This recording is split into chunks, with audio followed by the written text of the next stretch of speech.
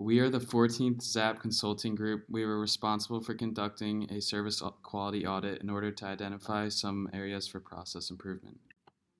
Some background before we begin. Zapp Rideshare is affordable and green. With the ability to locate, rent, and ride vehicles all around campus, all from a smartphone, Zapp plays out to be an efficient and practical way of transportation here at USC. Here at USC is actually where Zapp was founded in 2016. In the future, Zapp plans to introduce their business to more markets, as well as introduce electric kick scooters, bikes, and golf carts. As well as Zapp is doing, our survey allowed us to uncover some possible room for improvement, which will be important to assess in order to transcend the company. We had 166 people take our survey, and out of those 166, 43 were freshmen, 28 sophomores, 42 juniors, 34 seniors, and 19 does not disclose their information. So the class of the people who took the survey were evenly distributed across the board. Out of the 166 people who took the survey, 115 people have rode a Zapp before. The areas we looked at for process improvement were app usability, pricing, boundaries, safety, and types of Zapp vehicles. After looking at the results from the survey, we found that most people find the Zapp app easy to use, and most people find that it answers their questions prior to usage. In regards to ease of use, 18% said extremely easy, while 52 said somewhat, 8 were neutral, 18 somewhat difficult, and finally 4 extremely difficult. The mean for app usability was 2.37. When it comes to app answering questions prior to first usage, 17 said it did so extremely well, while 37 said very, 29 moderately well, 13 slightly well, and 5 answered not well at all. The mean for app answering questions prior to first usage were 2.5. The majority of Zapp riders are content with the pricing of Zapp rentals in comparison to alternatives such as Uber, Lyft, paid parking, etc. Specifically, when asked if the price of their ride was fair compared to alternatives, 54.81% of survey takers responded yes, 28.85% responded somewhat, and 16.35% responded no.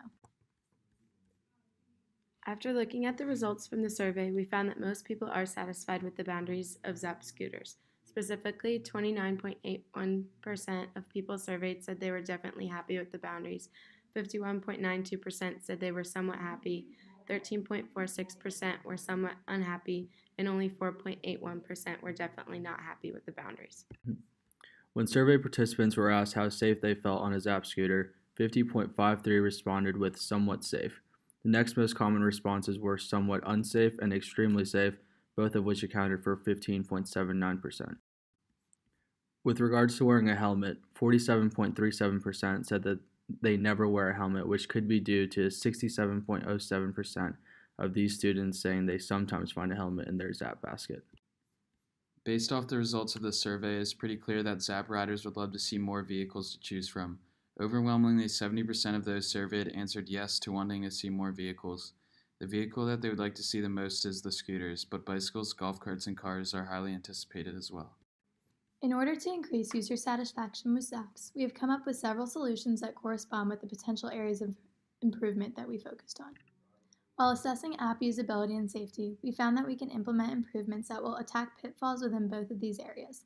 While there are many resources offered to Zapp users for learning how to ride safely and properly, we believe it would be beneficial to make them more visible and accessible on the app.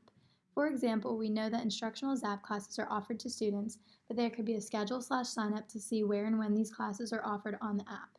Additionally, in the menu, there's a drop-down for a safety video, but adding a simple step-by-step how-to guide beyond just for first-time riders could be beneficial. Some people go months, even years, without riding a Zapp, so a quick readable guide would be very helpful. Finally, adding the frequently asked questions section that is accessible on the website to the app would be very handy because, like Zapp markets to its users, everything can be done from the app, starting from starting the scooter to the payment. So all of the answers to these questions should be there as well. Looking at cost, most users recognize the fairness of Zapp's prices, especially in comparison to its competitors. The one thing we did find is that a lot of people would like to see the unlimited membership back. We understand that it was probably taken away for a reason, but raising the price of the membership by $5 to $10 a month could help users to ride on an unlimited basis and increase profits for Zapp. When it comes to boundaries, a lot of users simply do not know what is and what is not included, so we have come up with a solution to this. Upon opening the Zapp app, a map of Columbia is shown with all of the pickup and drop-off locations as well as an outline of the overall boundaries. While the outline is there, it is difficult to figure out what is exactly encompassed in that. We think that including a search bar similar to Google Maps that can allow riders to type in where they want to go, and the map can tell the user whether or not it is within the boundary, can provide them with the fastest route to get there. For example, if a user is zapping from the Barmel Street location and they type in Food Line, the Zapp app can route them to the Food Line in 5 points, so users know it's within the boundary and they can see clear directions of where to go. We also asked survey participants if they would like to see different types of Zapp vehicles around campus, and an overwhelming percentage of them answered yes. Based off these results, we would recommend to try to get the scooters on the road first and then follow up with other vehicles later. Implementing too many at the same time can get overwhelming, and we could end up with capacity issues and other problems.